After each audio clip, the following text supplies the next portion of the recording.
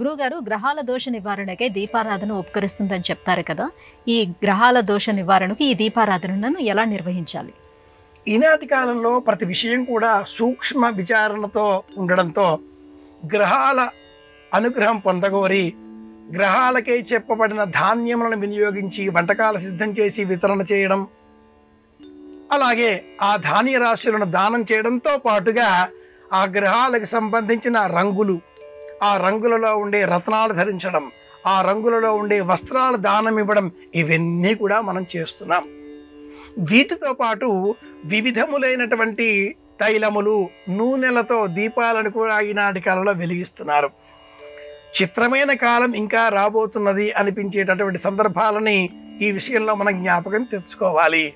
నిజానికి నవగ్రహాలకు సంబంధించిన నవవిధ ధాన్యాలలో ఒక్క శనిదేవునికి సంబంధించిన ధాన్య విశేషం నువ్వులలో నుంచి మాత్రమే తైలం వస్తుంది.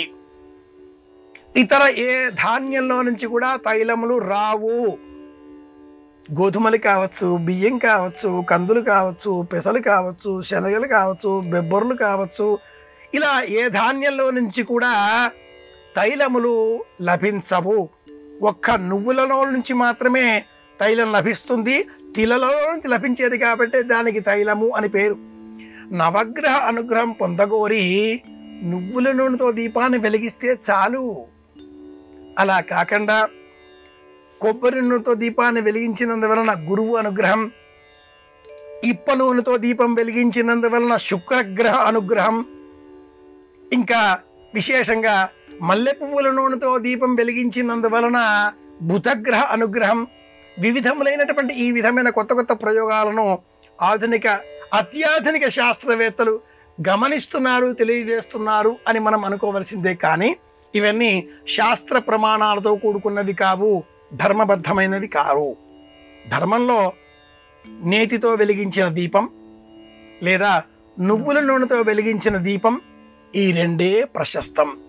ఇది కాకుండా పల్లి నూనె, కుసుమ నూనె, ఇప్ప నూనె, మల్లె పువ్వుల నూనె, కొబ్బరి నూనె, ఇలా వీటిని కూడా సేకరించి వాటి ద్వారా సాధనా క్రమంలో కొన్ని రహస్యమైనటువంటి తాంత్రిక ప్రయోగాలలో అత్యంత నిగూఢంగా నిర్వహించేవారే కానీ అందరికీ అందుబాటులో ఈ దీపాలు ఉండేవి కావు.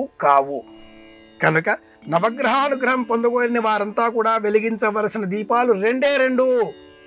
ఒకటి నువ్వుల నూనె దీపం, రెండవది నేతితో వెలిగించే దీపం. ఈ రెండే ప్రశస్తములు, శ్రేష్టములు.